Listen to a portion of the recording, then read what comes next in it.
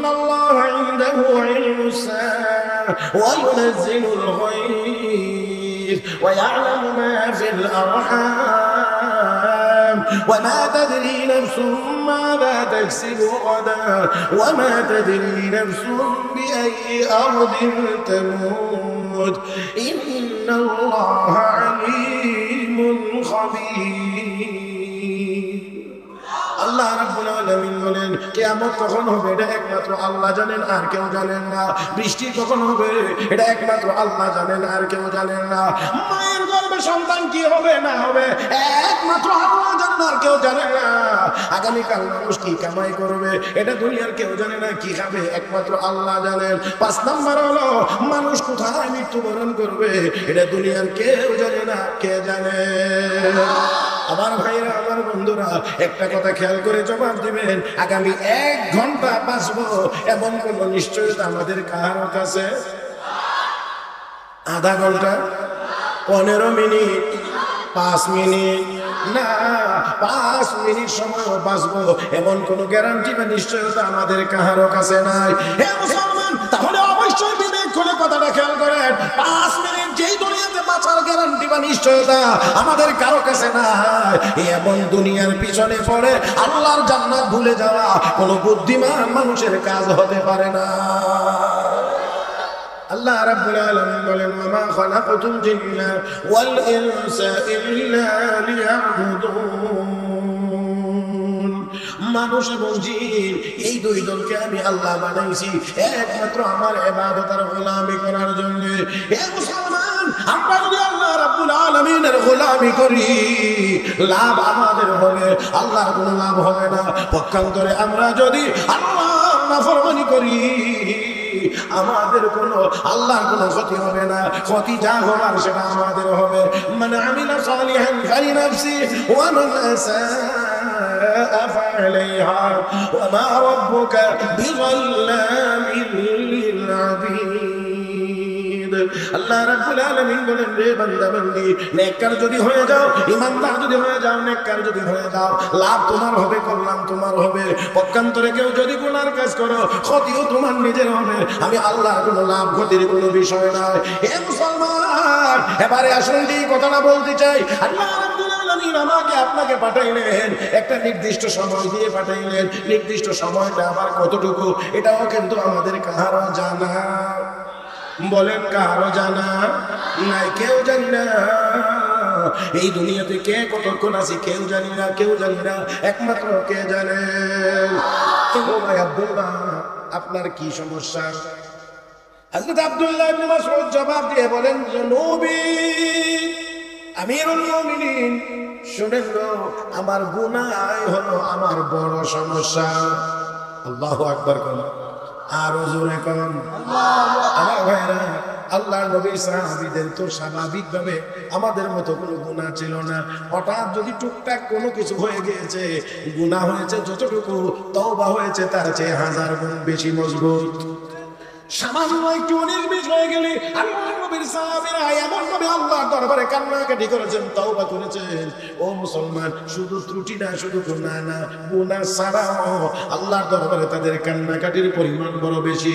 রাসূলের সাহাবী হযরত আমির মুআবিয়া রাদিয়াল্লাহু তাআলা নিয়মিত তাহাজ্জুদের নামাজ পড়েন। কোন নামাজ? আওয়াজ করে বলেন, কোন নামাজ? সকাল 8টার সময় মনে হয় পড়ে না, রাতের শেষ ভাগে পড়ার উত্তম টাইম। হযরত আমির মুআবিয়া রাদিয়াল্লাহু তাআলা আনহু তাহাজ্জুদের নামাজ পড়ে। আমার ভাইরা, একদিন শয়তান এসে বড় মালিশ করে ঘুম পাড়ায়া রাখলেন। তাহাজ্জুদ তার হয় নাই, তাহাজ্জুদ ছুটে গেছে। ফজরের নামাজের সময় তিনি ঘুম থেকে জাগছেন, আর এই জন্য আল্লাহ রাব্বুল আলামিনের দরবারে কান্না শুরু করে দিয়েছেন। হায় হায় হায়, আমার তাহাজ্জুদ কাজা হয়ে গিয়েছে, তাহাজ্জুদ ছুটে গেছে। হে মুসলমান, আমরা তো এখন ফরজ নামাজ ছুটে গেলেও এতটুকু আফসোস লাগে না? ওনার তাহাজ্জুদের কারণে, তাহাজ্জুদ কাজা হওয়ার কারণে যেই পরিমাণ আফসোস আর কান্না, আল্লাহর দরবারে এত কান্না, এত কান্না, এত কান্না, যেই কান্নার কারণে দেখা গিয়েছে হাজারো তাহাজ্জুদের সওয়াব আল্লাহ তার আমলনামায় দান করে দিয়েছেন। এই জন্য পরের রাত্রিতে যখন ঘুমাইতে গেছেন, ঘুমাইলেন, তাহাজ্জুদের সময় যখন হয়েছে, রাত 2:30 3টা যখন বেজেছে, দরজায় কে জানি এসে আওয়াজ করে। হযরত আমির মুআবিয়া জিজ্ঞেস করেন, কে তুমি? আমি শয়তান। কেন এসেছো? হুজুর আপনি কি তাহাজ্জুদ পড়বেন না? এই জন্য জাগাইতে এসেছি। আল্লাহর নবীর সাহাবী তো শয়তান, তুই আবার এত ভালো হয়ে গেলে কেমনে? আমাকে তাহাজ্জুদের জন্য জাগাইতে আসলি? না হুজুর, গত রাত্রিতে ঘুম পাড়িয়ে রেখেছিলাম যাতে করে সওয়াব কম হয়, আর আপনি সেই জন্য আল্লাহর দরবারে কান্নাকাটি করে এত বেশি সওয়াব কামাই করে নিয়েছেন। আর এই সুযোগ আপনাকে দেওয়া হবে না। প্রত্যেক রাত্রি আপনাকে ঘুম থেকে জাগাইয়া দেব। তাহাজ্জুদ পড়ে পড়ে যতটুকু পান এতটুকুই ভালো, আর বোনাসের দরকার নাই। তাহলে বোঝা গেল শুধুমাত্র সামান্য গুনাহ হয়ে গেলে তারা আল্লাহর দরবারে কাঁদতে নিয়মন না। তাহাজ্জুদ কাজা হয়ে গিয়েছে, এই জন্য তারা আল্লাহর দরবারে কান্নাকাটি করেছে। আমার ভাইরা, হযরত আব্দুল্লাহ ইবনে মাসউদ রাদিয়াল্লাহু তাআলা মুকে জিজ্ঞাসা করা হয়েছে, ভাই আব্দুল্লাহ, মা তাশতাকি, আপনার কি সমস্যা? উনি জবাব দিলেন, জুনুবি, আমার গুনাহ হলো আমার বড় সমস্যা। হযরত উসমান ইবনে নুরাইন রাদিয়াল্লাহু তাআলা বলেন, ও ভাই আব্দুল্লাহ, মা তাশতাহি, এই মুহূর্তে আপনার কি মনে চায়? আপনার কি মনে চায়? আমরা হইলে বলতাম এটা ওইটা খাইতে মনে চায়, কিন্তু নবীর সাহাবী জবাব দিলেন, রাহমাতু রাব্বি, আমার আল্লাহর দয়া পাইতে আমার মনে চায়। দেখেন একটু, মা তাশতাকি, সমস্যা কি? নবী, আমার গুনাহ, কি মনে চায়? রাহমাতু রাব্বি, আমার আল্লাহর দয়া পাইতে মনে চায়। হযরত উসমান ইবনে নুরাইন বলেন, ভাই আব্দুল্লাহ, একজন ডাক্তার নিয়ে আসি আপনার চিকিৎসার জন্য। হযরত আব্দুল্লাহ ইবনে মাসউদ বলেন, আত-তাবিবু আমরাদানি, ডাক্তারই তো আমাকে রোগী বানাইছেন, আপনি আবার কোন ডাক্তার দিয়ে আমার চিকিৎসা করাইবেন? ডাক্তারই তো আমাকে রোগী বানাইছে, আপনি আবার কোন ডাক্তার দিয়ে চিকিৎসা করাবেন? হযরত উসমান ইবনে নুরাইন রাদিয়াল্লাহু তাআলা আনহু এখন বলছেন, ভাই আব্দুল্লাহ, রাষ্ট্রীয় কোষাগার থেকে আমি আপনার জন্য কিছু টাকা পাঠিয়ে দেই, এই টাকাগুলো আপনার উপকারে আসবে, কাজে আসবে। হযরত উসমান এই কথা বললে হযরত আব্দুল্লাহ ইবনে মাসউদ বলেন, লা হাজাতা লি, টাকার কোনো প্রয়োজন আমার নাই। এই জায়গাটাতে আল্লাহু আকবার, আর একটু জোরে। আমি আর আপনি হইলে বললাম, একটু বাড়ায়া দেন, চিকিৎসাটা যেন সিঙ্গাপুর গিয়ে করাইতে পারি। কিন্তু নবীর সাহাবী বলেন, লা হাজাতা লি, আমার কোনো প্রয়োজন নাই। আমিরুল মুমিনিন হযরত উসমান ইবনে নুরাইন বলেন, ভাই আব্দুল্লাহ, আপনার যদিও কোনো প্রয়োজন নাই, আপনার যদিও কোনো কাজে না লাগে, আপনার ইন্তেকালের পরে আপনার মেয়েদের জন্য তো কাজে লাগবে, তাদের বড় উপকারে আসবে। হযরত আব্দুল্লাহ ইবনে মাসউদ এবার বলেন, আমিরুল মুমিনিন, আপনি কি আমার মেয়েদেরকে নিয়ে চিন্তা করেন? আমার মেয়েদেরকে নিয়ে কি আপনি কোনো টেনশনে আছেন? না না না, আপনাকে কোনো টেনশন করতে হবে না, কোনো চিন্তা করতে হবে না। বলে কেন? তার কারণ হলো, আমি আমার মেয়েদেরকে আল্লাহর কোরআন, কোরআনের ভিতরের সূরা ওয়াকিয়া শিক্ষা দিয়েছি। চিন্তা করতে হবে না, আমি আমার মেয়েদেরকে সূরা ওয়াকিয়া শিক্ষা দিয়েছি। আর সূরা ওয়াকিয়ার ব্যাপারে আল্লাহর নবী বলেছেন, আর আমি আমার দুই কান দিয়ে শুনেছি, কোনো মাধ্যমে না, সরাসরি নবীর জবানে বলেছেন, আর আমি আমার দুই কান দিয়ে শুনেছি। নবী বলেছেন, ক্বালা রাসূলুল্লাহ সাল্লাল্লাহু আলাইহি ওয়াসাল্লাম, মান ক্বারা সূরাতুল ওয়াকিয়া ফি কুল্লি লাইলাতিন লাম তুসিবহু ফাকাতুন আবাদা। উম্মত রে, যেই ব্যক্তি রাতের শুরুতে সূরা ওয়াকিয়ার তিলাওয়াত করবে, সূরা ওয়াকিয়ার আমল করবে, রব্বুল আলামিন কখনোই তাকে না খাওয়ায়া রাখবেন না। من شرور أنفسنا ومن سيئات أعمالنا، ونشهد أن لا إله إلا الله وحده لا شريك له، ونشهد أن سيدنا وسندنا وحبيبنا وحبيب ربنا وطبيب قلوبنا ومولانا محمدا عبده ورسوله، الذي أرسله بالحق بشيرا ونذيرا وداعيا إلى الله بإذنه وسراجا منيرا. صلى الله تعالى عليه وعلى آله وأصحابه وبارك وسلم تسليما كثيرا. أما بعد، فأعوذ بالله من الشيطان الرجيم. بسم الله الرحمن الرحيم. كيف تكفرون بالله وكنتم أمواتا فأحياكم ثم يميتكم ثم يحييكم ثم إليه ترجعون. قال رسول الله صلى الله عليه وسلم: لا يؤمن أحدكم حتى يكون هواه تبعا لما جئت به. صدق الله مولانا العظيم، وصدق رسوله النبي الأمي الكريم، ونحن على ذلك لمن الشاهدين والشاكرين، والحمد لله رب العالمين. اللهم صل على محمد وعلى آل محمد كما صليت على إبراهيم وعلى آل إبراهيم إنك حميد مجيد. اللهم بارك على محمد وعلى آل محمد كما باركت على إبراهيم وعلى آل إبراهيم إنك حميد مجيد. জামিয়া ইসলামিয়া রওজাতুল জান্নাহ কাঞ্চনপুর খুরমা উত্তর সাতক সুনামগঞ্জের উদ্যোগে আয়োজিত আজকের ওয়াজ মাহফিলের চলমান অধিবেশনের মুহতারাম সভাপতি দামাত বারাকাতুহুল আলিয়া, উপস্থিত হযরত উলামায়ে কেরাম, সমবেত দিনদার ইমানদার মুসলমান ভাইয়েরা, পর্দার আড়ালে অবস্থানরত শ্রদ্ধেয় সম্মানিত মা ও বোনেরা, রব্বে করিমের দরবারে শুকরিয়া আদায় করছি, যিনি আমাদেরকে অত্যন্ত দয়া করে, মায়া করে, মেহেরবানি করে আজকের মুবারক মাজলিসে বুজুর্গদের সোহবতে আসার, বসার, কোরআন ও সুন্নাহর কিছু কথা বলার ও শোনার তৌফিক দান করেছেন। মহব্বতের সাথে সবাই উচ্চ আওয়াজে পড়ি আলহামদুলিল্লাহ।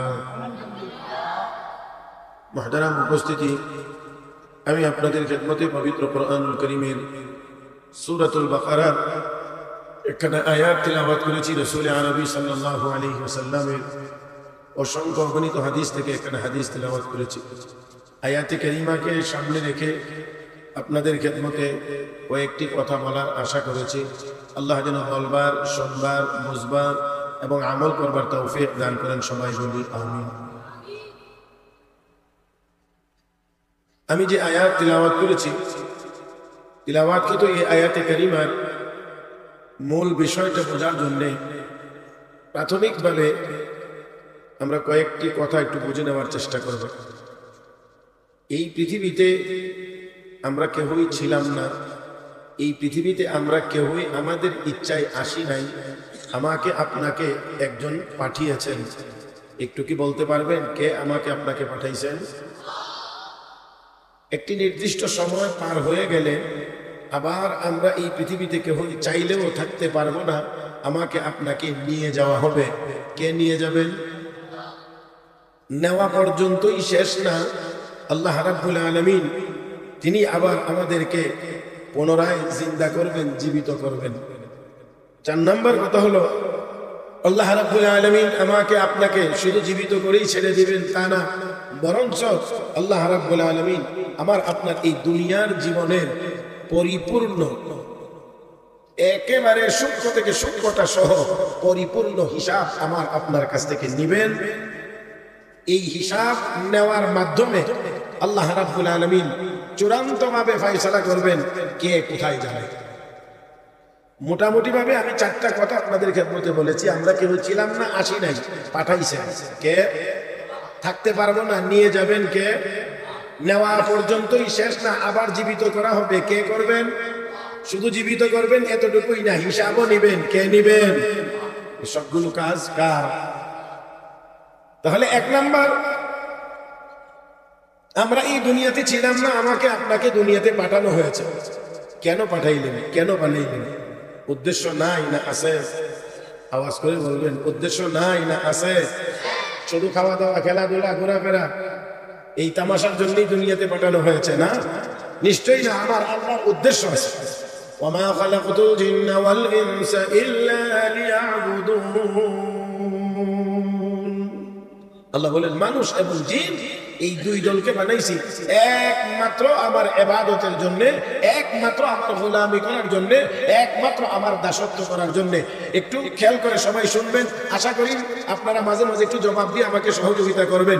মুহতারাম হাজিরিন, আমরা এই দুনিয়াতে গোলাম হইব কার? মাশাআল্লাহ, একটু মহব্বতে, আমরা গোলাম হইব কার? আল্লাহর যদি গোলাম হতে পারি আমরা, গোলাম যদি আমরা হতে পারি আল্লাহ, তাহলে সারা পৃথিবীর সমস্ত মাখলুকাতের উপরে আমরা রাজত্ব করতে পারবো।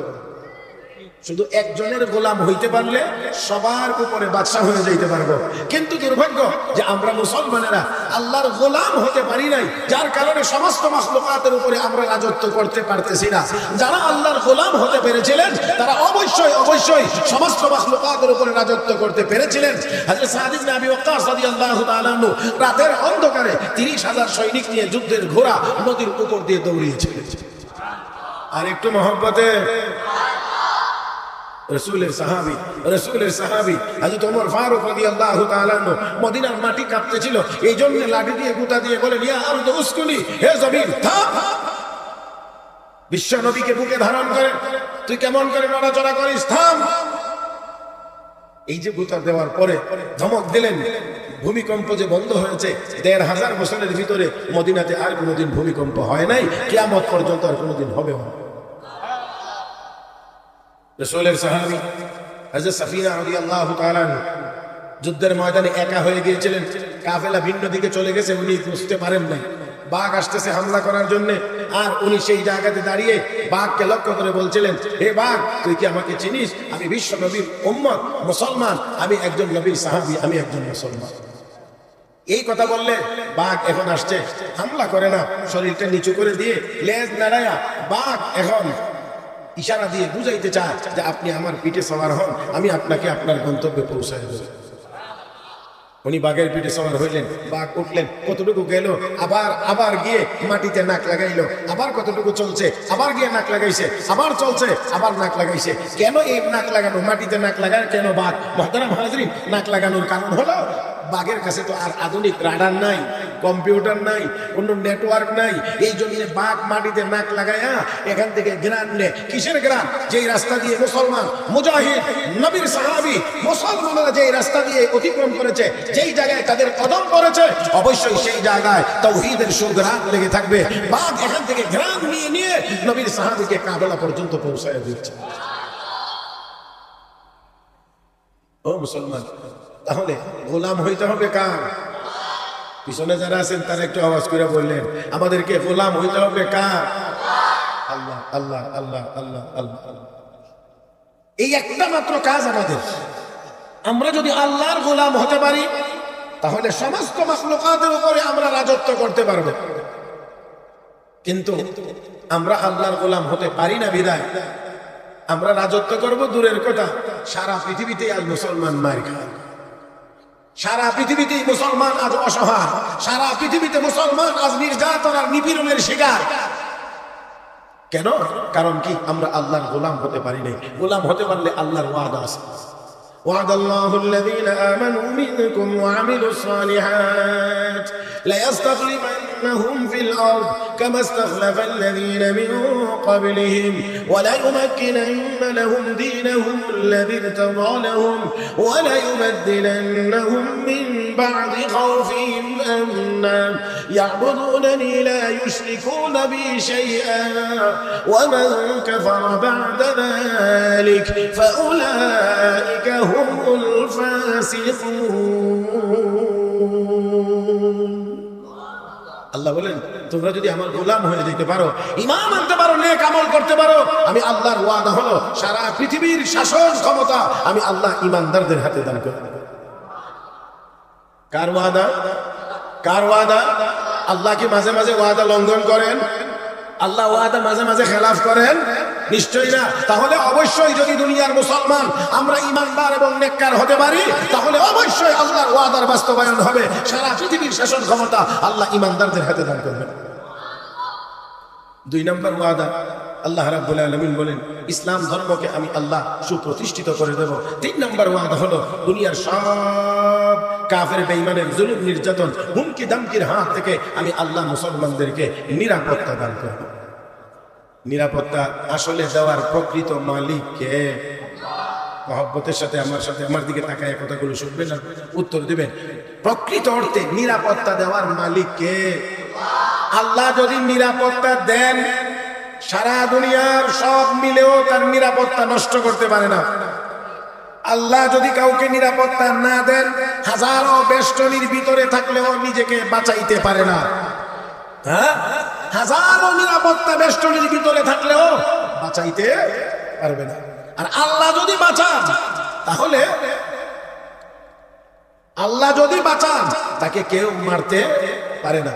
সবার আমাদের জানা আছে পরিচিত কথা, হযরত মুসা আলাইহিস সালাতু ওয়াস সালামকে হত্যা করার চিন্তা এবং তার বাস্তবায়ন মুসা নবী দুনিয়াতে আসার পরে ফেরাউন করে নাই। ফেরাউন করেছিল মুসা নবী দুনিয়াতে আসার আগে থেকে। কথা বুঝেন না মনে হয়? মুসা আলাইহিস সালামকে মারবার জন্য এমন না মুসা আলাইহিস সালাম দুনিয়াতে আসার পরে, বরঞ্চ শুধুমাত্র জানতে পেরেছে একটা বাচ্চা আসবে দুনিয়াতে, এর দ্বারা আপনার এই ক্ষমতা শেষ হয়ে যাবে। এই জন্য কয় তাহলে বনি ইসরাইল গোত্রে কোন বাচ্চা জন্ম নিলেই ছেলে যদি হয়, জন্ম নেওয়া মাত্রই হত্যা।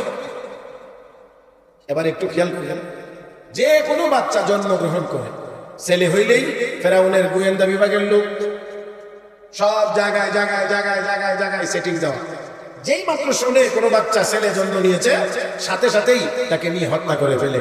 এইভাবে করে 1-2 জন নয়, শত শত নয়, হাজার হাজার হত্যা করেছে। মুসা আলাইহিস সালাতু ওয়াস সালাম উনাকে শুধুমাত্র মারবার জন্য, তো তার উপদেষ্টারা এক পর্যায়ে একটা সময় গিয়ে বলছেন, আপনি যে এইভাবে মারতে শুরু করছেন, খালি মারেন মারেন, বাচ্চা জন্ম নিলেই হত্যা করে ফেলেন, তো ভবিষ্যতে তো আমাদের কাজের জন্য কোনো লোক পাওয়া যাবে না, কারণ এরাই তো আমাদের কাজ কাম করবে, তো কাজের জন্য তো আর কোনো লোক পাওয়া যাবে না, তো কি করতে হবে?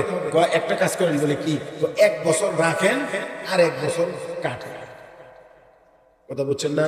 2024 সালে তো কাটাকাটি করছেন, তো 25 সালটা নিরাপদ ঘোষণা করেন, 25 সালে আর কোনো বাচ্চাকে আপনি হত্যা করবেন, তাহলে 1টা বছর ফাঁক, আবার 26-এ গিয়া কাটাকাটি মারামারি। এখন দেখেন, আমরা আমাদের স্বাভাবিক দৃষ্টিকোণ থেকে যদি চিন্তা করি, তাহলে আমরা বলবো এই নিরাপদ বছরে মুসা আলাইহিস সালামকে আল্লাহ দুনিয়াতে পাঠিয়ে দিলে তাহলে আর কাটাকাটির সিরিয়ালে পড়লো না। কিন্তু আল্লাহ কয় না না, আমি যদি এই নিরাপদ বছরে আমার মুসাকে পাঠাই, তাহলে আমার যে শক্তি, আমার যে কুদরত, এই কুদরতের তো কলঙ্ক হয়, কারণ এতে বোঝা যায় যে এরা মারতে চাইলে আমি আল্লাহ বাঁচাইতে পারি না। এই জন্য আমি নিরাপদ বছরে মুসা নবীকে পাঠাইলাম। এই জন্য আল্লাহ না না না, এই বছরে মুসা আলাইহিস সালামকে পাঠানো হবে না। মুসা আলাইহিস সালামকে যেই বছর ফেরাউন কাটবে সেই বছরে পাঠাইবো, আর নিরাপদ বছরে মুসা আলাইহিস সালামের বড় ভাই হারুন আলাইহিস সালামকে দুনিয়াতে আল্লাহ পাঠাইয়া দিয়েছে। এই বছর কোনো কি নাই, বাচ্চা হইলেও কোনো কাটবে না, মারবে না, হত্যা করবে না। এই নিরাপদ বছরে হারুন আলাইহিস সালামকে আল্লাহ পাঠাইছে। এখন যেই বছরে তারা মারবে, কাটবে, সেই বছরে মুসা আলাইহিস সালাতু ওয়াস সালামকে আল্লাহ রাব্বুল আলামিন দুনিয়াতে প্রেরণ করবেন। ও মুসলমান, একটু খেয়াল করেন, সাধারণত মায়েরা গর্ভবতী হলে শারীরিক কিছু পরিবর্তন দেখা যায়, কিন্তু মুসা আলাইহিস সালাতু ওয়াস সালামের মা যদিও গর্ভবতী ছিলেন, কিন্তু বাহ্যিকভাবে সেই আলামত তার মধ্যে তেমন প্রকাশ পায় নাই। মুহতারাম হাজিরিন, কিন্তু তারপরেও আল্লাহ রাব্বুল আলামিনের এই বান্দি বড় টেনশন, বড় পেরেশানির মধ্যে ছিলেন। বাচ্চা জন্মগ্রহণ করলেই তো জালেমরা এসে হত্যা করে ফেলবে। আল্লাহ রাব্বুল আলামিন বলেন, হে মুসার মা, টেনশনের কোনো কারণ নাই, চিন্তার কোনো কারণ নাই। তুমি তোমার সন্তানকে জন্মের পরে তুমি দুধ পান করাইবা। ভয় যখন আসবে, যখন দেখবা সমস্যা, তখন নদী দেবে, বক্সের ভিতরে ভরে পাঠাইয়া দেবে। ঘটনা বলা আমার উদ্দেশ্য না। মুসা আলাইহিস সালামের মার কলবটাকে আল্লাহ রাব্বুল আলামিন আরশে আজিম থেকে ডাইরেক্ট নিয়ন্ত্রণ করেছেন। যদি নিয়ন্ত্রণ না করতেন, মহিলা মানুষ কোন সময় গিয়ে আছে, কোন জায়গাতে এক চিৎকার মারতো, এক চিৎকারে সব ফাঁস হয়ে যেত। আল্লাহ রাব্বুল আলামিন মুসা আলাইহিস সালাতু ওয়াস সালামের মায়ের কলবের ভিতরে এই কথা জাগায় দিয়েছে, হে মুসলমান, টেনশনের কোনো কারণ নাই, ভয়ের কোনো কারণ নাই। তুমি যখন দেখবা যে অবস্থা ভালো না, একটা বক্সের ভিতরে ভরে সন্তানকে সমুদ্রে ভাসিয়ে দেবে, ভয়ের কারণ নাই। আমি আল্লাহ ওয়াদা করলাম, লা তাখাফি ওয়া লা তাহজানি ইন্না রাদ্দুহু ইলাইকি ওয়া জাইলুহু মিনাল মুরসালিন। ও মুসা, আমি ওয়াদা দিলাম তোমার সন্তান তোমার কোলে ফিরিয়ে দেব। আমি আল্লাহ তোমার সন্তানকে পয়গম্বর বানাইব। মুসা আলাইহিস সালামের মা তাই করলেন, ফেরাউনের ঘাট পর্যন্ত নিয়েছে, আল্লাহ সেখানে নিয়ে পৌঁছাইছেন। আমার মূল কথাটা হলো, এখানে একেবারে বাড়িতে নিছেন, এখন বাচ্চা লালন পালন করার জন্য দুধ খাওয়াইতে হবে। এখন দুধ খাওয়াইবে, কার দুধ খাওয়াইবে? কারণ এখানে তো তখন ডিব্বা ডাব্বা নাই, নিশ্চয়ই কোন বাচ্চা ওয়ালি মায়ের দুধ খাওয়াইতে হবে। এখন যাকে আনে, আল্লাহ আবার মুসা আলাইহিস সালামের কলবে এই কথা জানাই দিয়েছে, সাবধান, অন্য কোন মহিলা দুধ পান করা যাবে না। এবার কেউ দুধ পান করে না, বড় অস্থির সময়। সর্বশেষ মুসা আলাইহিস সালামের মা যখন সামনে হাজির হয়েছে, হাজির হওয়ার পরে যখন এইভাবে করে সব বাচ্চার দিকে হাত বাড়াইছে, এবার মুসা আলাইহিস সালাম তার মায়ের কোলের দিকে দৌড়াইয়া যাইতে শুরু করছে, আর গিয়েই দুধ পান করা শুরু করছে।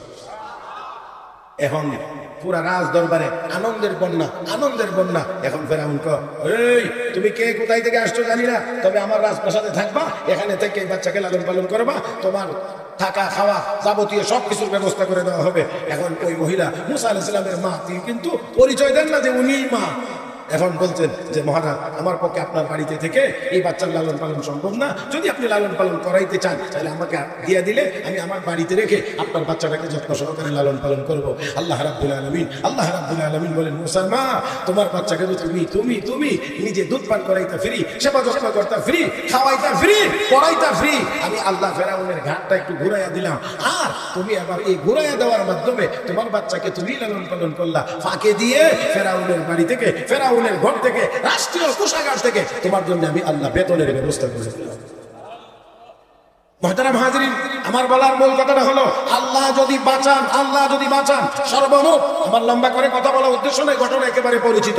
মুসা আলাইহিস সালামের গর্দানের উপরে হত্যার তরবারি মোট 9 বার গেছে, 9 বার। আর আমার আল্লাহ 9 বারই মুসা আলাইহিস সালামকে হেফাজত করেছেন, মুসা নবীকে হত্যা করতে পারে নাই। তাতে করে বোঝা গেল, আল্লাহ যদি বাঁচান দুনিয়ার কেউ মারতে পারে না, আর আল্লাহ যদি মারেন দুনিয়ার কেউ বাঁচাইতে পারে না। মুহতারাম হাজিরিন, এই বিশ্বাস যদি আমাদের থাকে যে আল্লাহ বাঁচাইলে দুনিয়ার কেউ মারতে পারে না, আর আল্লাহ মারলে দুনিয়ার কেউ বাঁচাইতে পারে না, তাহলে অবশ্যই এই মুসলমান দুনিয়ার কোনো কাফের বেঈমানের সামনে মাথা নত করতে পারে না। আল্লাহ আমাদেরকে বুঝার তৌফিক দান করুন। আসুন, আমার বলার যে কথা, সেই কথাগুলো একেবারেই সোজা সামনে থেকে আগাই। আল্লাহ আপনাকে দুনিয়াতে প্রেরণ করেছেন, উদ্দেশ্য নাই না আছে? আমরা গোলামি করব কার? বলেন আওয়াজ করে, গোলামি করব কার? গোলামি যদি একজনের করতে পারি, একজনের, তাহলে সারা দুনিয়ার সমস্ত মাখলুকাত আমাদের গোলামি করবে, সমস্ত মাখলুকাত আমাদের গোলামি করবে। মুহতারাম হাজিরিন, আপনারা হযরত ইব্রাহিম ইবনে আদহাম বলখী রাহমাতুল্লাহ আলাইহির নাম শুনছেন। ইব্রাহিম ইবনে আদহাম বলখী রাহমাতুল্লাহ আলাইহি রাজপ্রাসাদ ছেড়ে দিয়ে আল্লাহকে পাওয়ার জন্য যখন চলে গেছেন, সর্বশেষ তিনি আর স্বাভাবিক জীবনে ফিরে আসলেন না। ওনার মন্ত্রিসভার সাবেক সদস্যবৃন্দ ওনাকে একবার খুঁজে দেখার জন্য, বের করার জন্য গেলেন। গিয়ে দেখেন এক সময়ের বাদশা আজকে নিজের হাতে সুই সুতা লইয়া খেতা সেলাইতে আছে শীত নিবারণের জন্য। আশ্চর্য হয়ে সবাই বলতে আছেন, ও ইব্রাহিম, রাজত্ব ছেড়ে দিলেন, সিংহাসন ছেড়ে দিলেন, আর ছেড়ে দিয়ে আসলেন আজকে আপনার এই দুরবস্থা, আপনাকে এখন সুই সুতা দিয়ে খেতা সেলাই দেওয়া, জলদি করে আসেন, আপনি আবার আপনার সিংহাসনে চলে যাবেন, রাজত্ব করবেন। ইব্রাহিম ইবনে আদহাম বলেন, না, আমি আর ওই সিংহাসনে ফেরত যেতে চাই না। যেখানে গিয়ে বসে হুকুম দিলে কেউ মানে না, কেউ হুকুম মানে না, কেউ আদর করে, কেউ তো ঘৃণা করে, কেউ প্রশংসা করে, কেউ তো আবার গালিগালাজ করে। এই জন্য আমার রাজত্বে আমি আর ফিরে যেতে চাই না।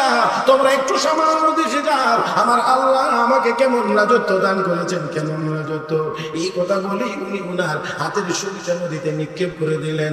অতঃপর ডাক দিয়ে বলেন, রে নদীতে বসবাসকারী প্রাণীরা, তোমরা আমার সুবিটা আমাকে ফিরিয়ে দাও। এই কথা বলতে 1000 মাছ স্বর্ণের সুই নিয়ে নদীর কিনারায় হাজির হয়ে গেছে। আমার ভাইরা 1000 মাছ স্বর্ণের সুই নিয়ে নদীর কিনারায় হাজির। আমার বন্ধুরা তিনি বললেন, না না, আমি তো স্বর্ণের সুই নিক্ষেপ করি নাই, আমি লোহার সুই নিক্ষেপ করেছিলাম, আমারটা কোথায়, আমারটা ফিরিয়ে দাও। এই কথা বলতে আরেকটা মাছ ওনার হাতের নিক্ষেপ করা সুইটা ওনার হাত পর্যন্ত পৌঁছায়া দিয়েছেন। চিৎকার মেরে এখন আল্লাহু আকবার।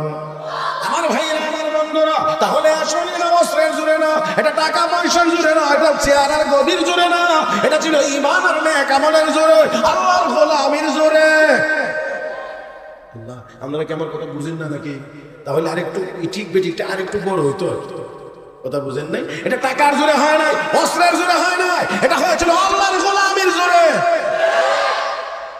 যে যত বড় আল্লাহর গোলাম হবে, দুনিয়ার অন্যান্য মাখলুক তত তারা গোলাম হবে। আপনারা হযরত ইমাম আহমদ ইবনে হাম্বল রাহমাতুল্লাহি আলাইহির নাম শুনছেন।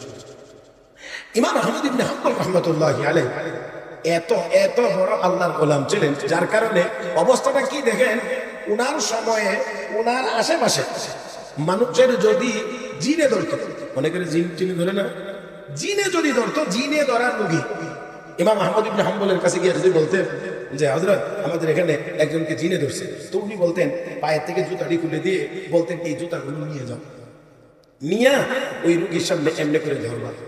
ইমাম আহমদ ইবনে হাম্বলের এই জুতা এই জিনে ধরা রোগীর সামনে এইভাবে নিয়ে ধরলে এই যে জিন ছেড়ে চলে যাইতো, আর কোনোদিন এই মানুষের কাছে জিন আসতো না। আরো আস্তে শুধু জুতা দেখাইলেই হতো, শুধু জুতাটা দেখাইলেই হতো। মহতারাম হাজরিন, চিন্তা করতে হবে যে অনেক আমাদের দেশে বর্তমানে যারা কবিরাজি করে, জিনেরা তো অনেক কবিরাজিও সাইজ করে যায়। কথা কয় না? হ্যাঁ, অনেকের তো সাইজ করে না। উনি বলছেন যে আপনার জুতাটা নিয়ে দেখাও, মাত্র জুতা দেখাইছে, জুতা।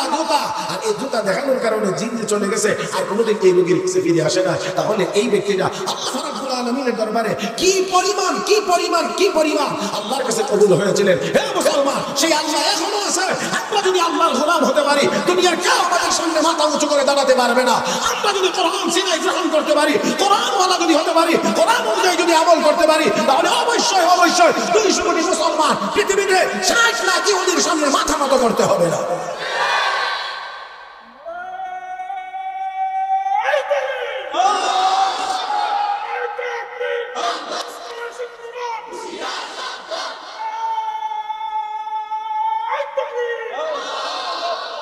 এই আওয়াজে ইসলামের শত্রুরা সাবধান হইবে, হুশিয়ার সাবধান হইতে হইলে এই আওয়াজে তারা হুশিয়ার সাবধান হইবে। আমার তো মনে হয় আওয়াজটা আরেকটু বড় হওয়া দরকার। আপনারা কি কন? হ্যাঁ, হুশিয়ার সাবধান হওয়ার মতো আওয়াজ না হইলে তো হুশিয়ার সাবধান হবে না। হ্যাঁ, তবে আরেকটা কথা হলো এই, সিনার ভিতরে যদি শক্তি না থাকে তাহলে আওয়াজও কিন্তু বড় হবে না, অ্যাকশন হবে না।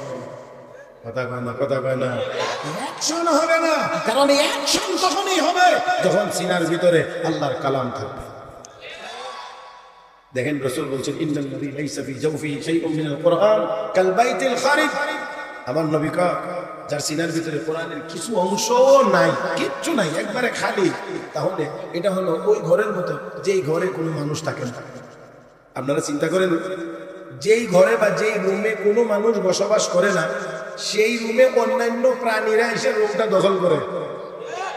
এমনকি মাকড়সার মতো এত দুর্বল প্রাণী, সেও পুরা ঘরটারে মশারি বানায় না। মনে হয় আমি বুঝাইতে পারছি না? মাকড়সার মতো এত দুর্বল একটা প্রাণী, সেও পুরা ঘরের ছাদটা দখল করে বসে। তার কারণ কি? এই ঘরে কেউ বসবাস করে না করার কারণে। তারপরে তো অন্যান্য প্রাণীরা তো আছেই। আর যদি এই ঘরে একজন ছোট, একজন দুর্বল, একজন রুগ্ন মানুষও যদি বসবাস করে, তাহলে অবশ্যই এখানে মাকড়সা জাল করার সুযোগ পায় না, অন্যান্য প্রাণীরা এখানে বাসা বাঁধতে পারে না। মুহতারাম হাজিরিন, আমাদের সিনার ভিতরে কোরআন না থাকার কারণে দুর্বল থেকে দুর্বলেরাও আমাদেরকে ধাক্কা মারতে পারে। আর যদি আমাদের সিনার ভিতরে আল্লাহর কালাম ঢুকাইতে পারি, আমাদের সন্তানদেরকে শিখাইতে পারি, দুনিয়ার কোন শক্তি, মহাশক্তি আমাদের সামনে দাঁড়াতে পারবে না। এই জন্য বলছিলাম সাবধানের আওয়াজটা আর একটু বড় করা যাবে কি? কথা কয় না, পারা যাবে? পারবেন? সবাই মিলে পারবেন? তাহলে রেডি থাকেন, এবার হবে, দেখি কতটুকু আওয়াজ হতে পারে। বলিষ্ঠ আওয়াজ হবে, বলিষ্ঠ আওয়াজ। কে করবে? আল্লাহ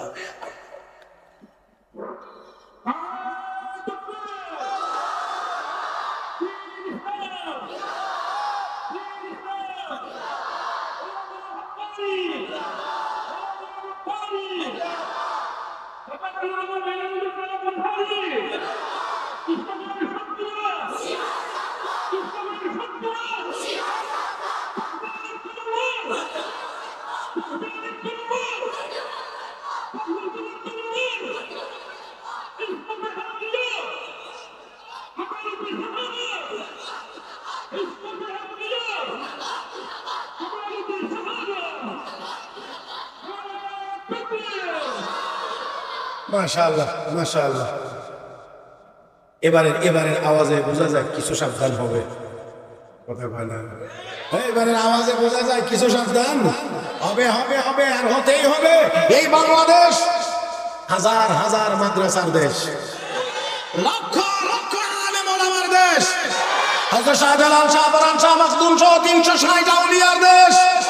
আমার ভাইয়েরা 5 লাখের উপরে মসজিদের দেশ বাংলাদেশ। এই বাংলাদেশে কোরআনের বিরুদ্ধে কেউ ষড়যন্ত্র করবে, এটা এক মুহূর্তের জন্যও বরদাস্ত করা হবে না। মুহতারাম হাজিরিন, আল্লাহ আমাদের সবাইকে তৌফিক দান করুন। তো বলছিলাম আমরা দুনিয়ায় ছিলাম না, কে পাঠাইছেন? আওয়াজ করে বলেন, কেন পাঠাইছেন? আল্লাহ রাব্বুল আলামিন বলেন, ওয়া মা খালাকাতুল জিন্না ওয়াল ইনসা ইল্লা লিয়াবুদুন। মানুষ এবং জিন এই দুই দলকে আমি আল্লাহ বানাইছি একমাত্র আমার ইবাদত আর গোলামি করার জন্য।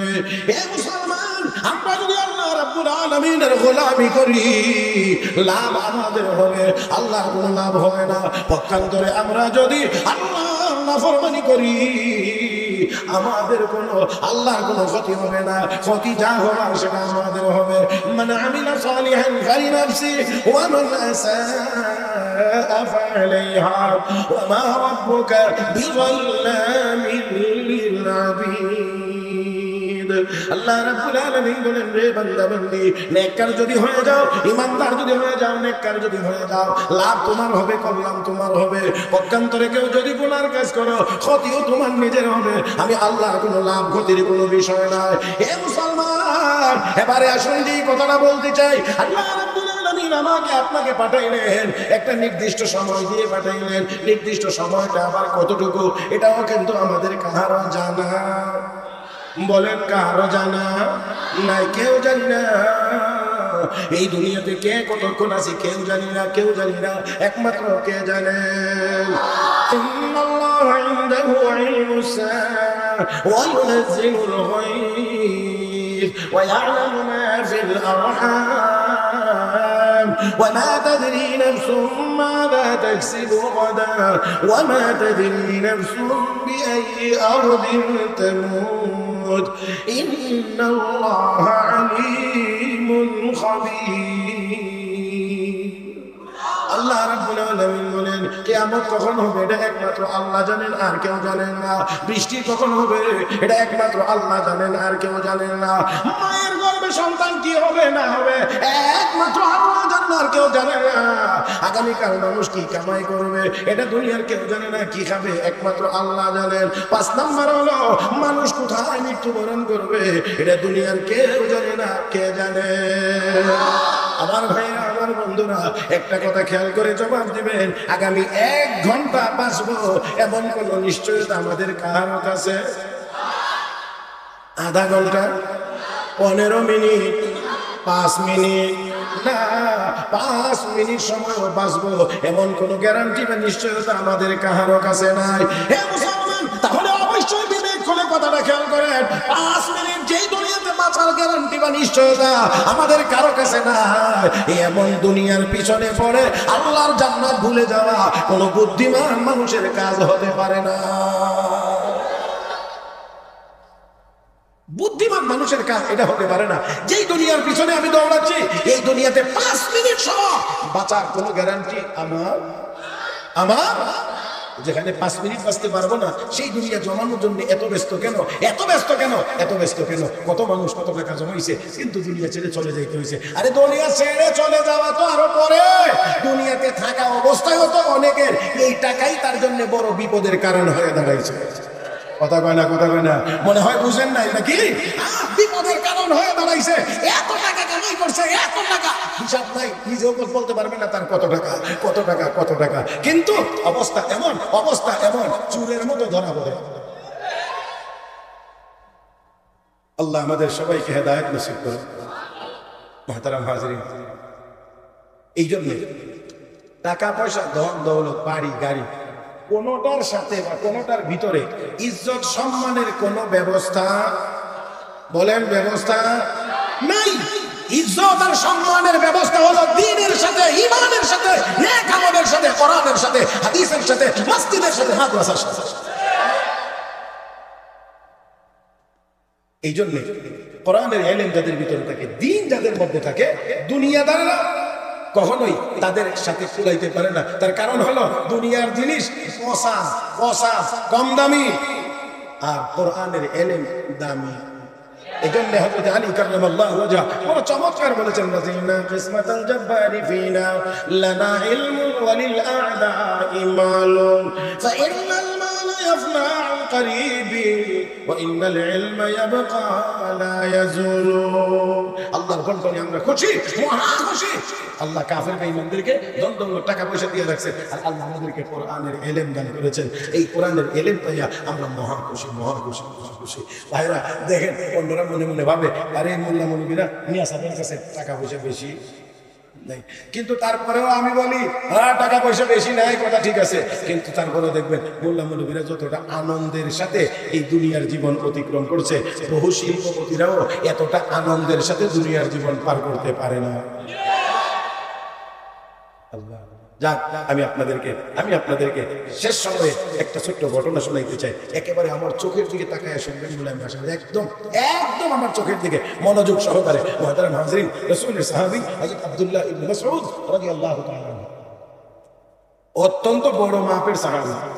নবীর সাহাবীদের মধ্যে যারা বড় আলেম ছিলেন, যারা বড় ফকিহ ছিলেন, যারা বড় মুজতাহিদ ছিলেন, এমন একজন সাহাবীর নাম হযরত আব্দুল্লাহ ইবনে মাসউদ রাদিয়াল্লাহু তাআলা আনহু।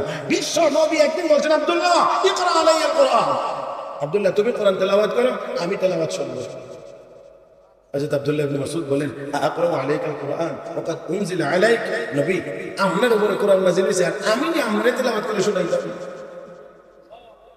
কোরআন তো আপনার উপরে নাযিল হয়েছে, আমি আপনাকে তেলাওয়াত করে শোনাইবো। নবী আব্দুল্লাহ, আমি না বলছি তুমি তেলাওয়াত করবে, আমি শুনবো।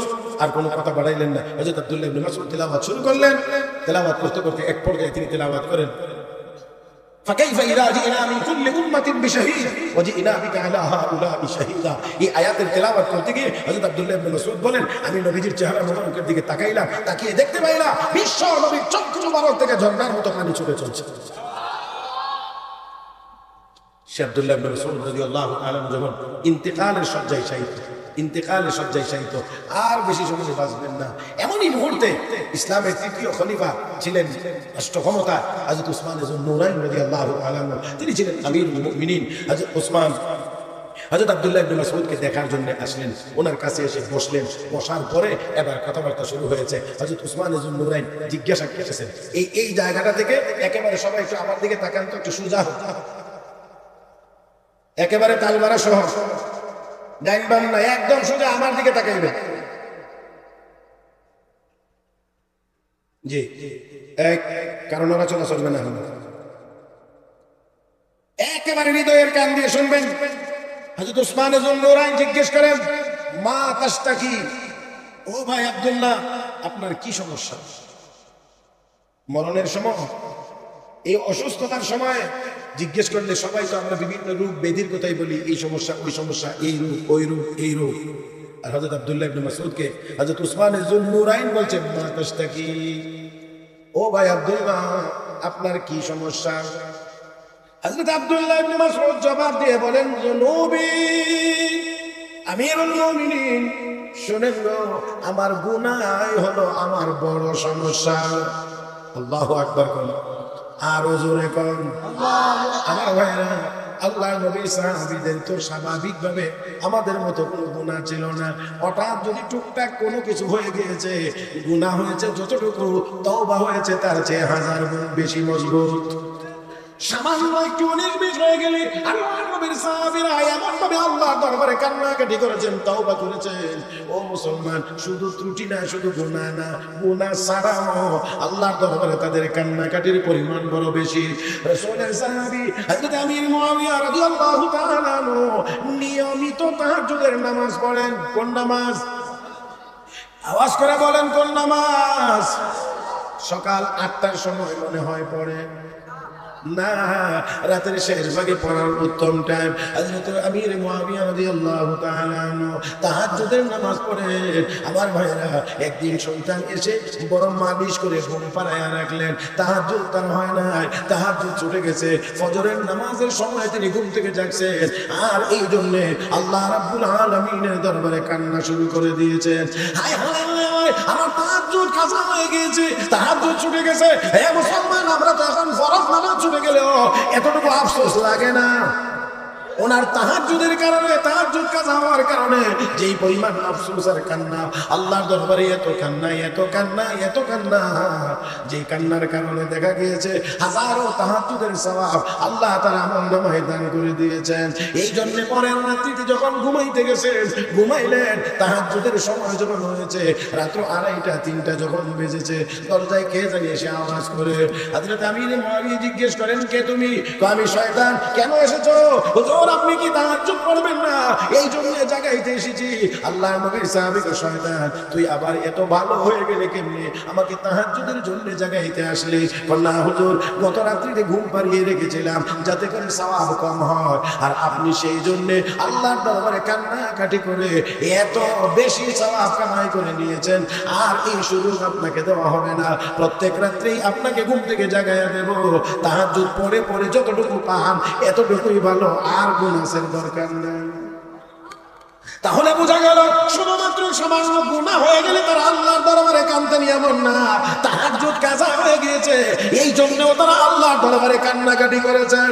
আমার ভাইরা, হযরত আব্দুল্লাহ ইবনে মাসউদ রাদিয়াল্লাহু তাআলা আনহুকে জিজ্ঞাসা করা হয়েছে, ভাই আব্দুল্লাহ, মা তাশতাকি, আপনার কি সমস্যা? উনি জবাব দিলেন, যুনুবি, আমার গুনাহ হলো আমার বড় সমস্যা।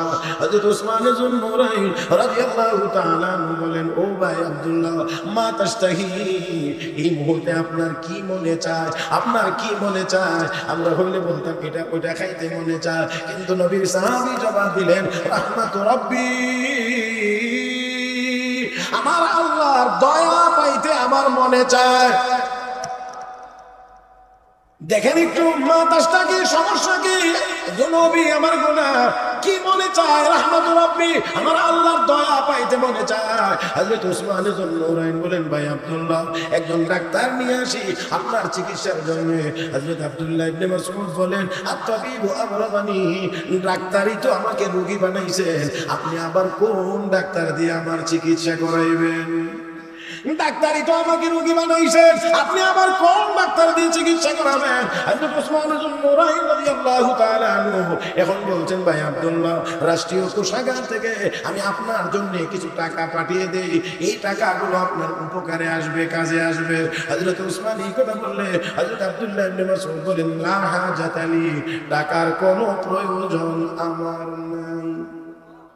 এই জায়গাটাতে আল্লাহু আকবার আরেকটু জোরে। আমি আর আপনি বলে বললাম, একটু বাড়ায়া দেন, চিকিৎসাটা যেন সিঙ্গাপুর গিয়ে করাইতে পারি। কিন্তু নবীর সাহাবী বলেন, লা হাজাত লি, আমার কোনো প্রয়োজন নাই। আমিরুল মুমিনিন হযরত উসমান যুন্নুরাইন বলেন, ভাই আব্দুল্লাহ,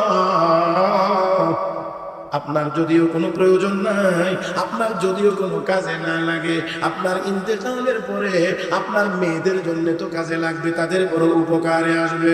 হযরত আব্দুল্লাহ ইবনে মাসউদ বলেন, আমিরুল মুমিনিন, আপনি কি আমার মেয়েদেরকে নিয়ে চিন্তা করেন? আমার মেয়েদেরকে নিয়ে কি আপনি কোনো টেনশনে আছেন? না না না, আপনাকে কোনো টেনশন করতে হবে না, কোনো চিন্তা করতে হবে না। বলে কেন? তার কারণ হলো আমি আমার মেয়েদেরকে আল্লাহর কোরআন এবং কোরআনের ভিতরের সূরা ওয়াকিয়া শিক্ষা দিয়েছি। চিন্তা করতে হবে না, আমি আমার মেয়েদেরকে সূরা ওয়াকিয়া শিক্ষা দিয়েছি। আর সূরা ওয়াকিয়ার ব্যাপারে আল্লাহর নবী বলেছেন, আর আমি আমার দুই কান দিয়ে শুনেছি, কোনো মাধ্যমে না, সরাসরি নবীর জবানে বলেছেন, আর আমি আমার দুই কান দিয়ে শুনেছি। নবী বলেছেন, ক্বালা রাসূলুল্লাহ সাল্লাল্লাহু আলাইহি ওয়াসাল্লাম, মান ক্বারা সূরাতুল ওয়াকিয়া ফি কুল্লি লাইলাতিন লাম তুসিবহু ফাকাতুন আবাদা। উম্মত রে, যেই ব্যক্তি রাতের শুরুতে সূরা ওয়াকিয়া তিলাওয়াত করবে, সূরা ওয়াকিয়ার আমল করবে, রব্বুল আলামিন কখনোই তাকে না খাওয়ায়া রাখবেন না। ও আমিরুল মুমিনিন, নবীর জবানে আমি আমার কান দিয়ে শুনছি, নবী বলছেন যে ব্যক্তি সূরা ওয়াকিয়ার আমল করবে সে না খেয়ে থাকবে না। আজকে রিজিকের অভাব অনটন, সূরা ওয়াকিয়ার আমল শুরু করেন, ঘরে গিয়ে বলবেন, মহিলাদেরকে বলবেন, ছোট ছোট বাচ্চা যারা আছে তাদেরকে বলবেন, যাতে করে মাগরিবের নামাজের পরে এই সূরার আমল করে ইনশাআল্লাহ আপনার অভাব দূর হয়ে যাবে। মুহতারাম হাজিরিন, তাহলে আসুন বলছিলাম, দেখেন নবীর সাহাবী, টাকা নাই, পয়সা নাই, কোনো কিছুই নাই, এই কথা বলেন নাই, তারপরেও আমার একটু টাকা পয়সা বাড়াইয়া দেন বা আমাকে দেন। টাকার প্রস্তাব দিয়েছে, তিনি বলছেন লা হাজাত আলী, আমার দরকার নাই, আপনার মেয়েদের উপকারে আসবে, এখানে আপনার কোনো চিন্তা নাই গো। কেন? আমি আমার মেয়েদেরকে কোরআনের সূরা ওয়াকিয়া শিক্ষা দিয়েছি, আমার মেয়েদেরকে আমি কোরআন শিখাইছি। হযরত ওমর ইবনে আব্দুল আজিজ রাহমাতুল্লাহ আলাইহি বলা হয়েছিল, আপনার এতগুলো ছেলে, আপনি তাদের জন্য কি রেখে যাচ্ছেন? হযরত ওমর ইবনে আব্দুল আজিজ বলছিলেন, আমি প্রত্যেককে কোরআন শিক্ষা দিয়ে গিয়েছি, তারা যদি কোরআন অনুযায়ী চলতে পারে দুনিয়ার আখিরাত কোনো জায়গাতে তারা আটকাইবে না। দেখা গিয়েছে তার ইন্তেকালের পরে তার যতজন সন্তান ছিল সবাই এক একটা প্রদেশের গভর্নর নিযুক্ত হয়েছে। মুহতারাম হাজিরিন, তাই আসুন বলতে চাই যে সেটা হলো এই, যতক্ষণ পর্যন্ত আমরা দ্বীনের পথে না আসবো, আর দ্বীনের পথে দিন কোনটা ঈমান, কোনটা নেক আমল, কোনটা গুনাহ, কোনটা সওয়াব, এটা যদি ঠিক করতে হয়, নির্ণয় করতে হয়, গুনাহ থেকে যদি বাঁচতে হয়, সওয়াবের কাজ যদি করতে হয়, তাহলে অবশ্যই ইলমের দরকার হবে, আর ইলম যদি অর্জন করতে হয় তাহলে অবশ্যই রাউযাতুল জান্নাত, এই মাদ্রাসার দরকার হবে। কথা বুঝেন না? মাদ্রাসারও দরকার হবে। এই জন্য আপনারা জানেন দুনিয়ার যত বাতিল শক্তি আছে, সব বাতিল শক্তির প্রধান টার্গেট হলো এই মাদ্রাসাগুলো কেমনে বন্ধ করে দেওয়া।